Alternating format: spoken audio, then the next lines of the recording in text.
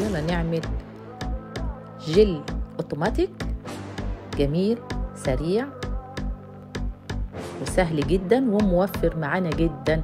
الباكو ده ثمنه 40 جنيه، بيتخفف على 4 لتر ميه.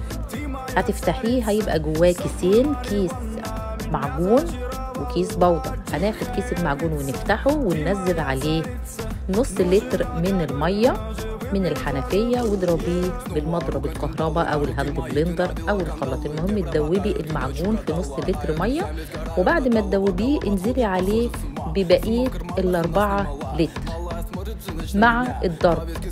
وبعد كده فكي الكيس البودر اللي هو هيدينا اللون والريحه، وهتبقى ريحته في منتهى الجمال. بينضف جدا كويس قوي وقوي جدا وموفر جدا جدا.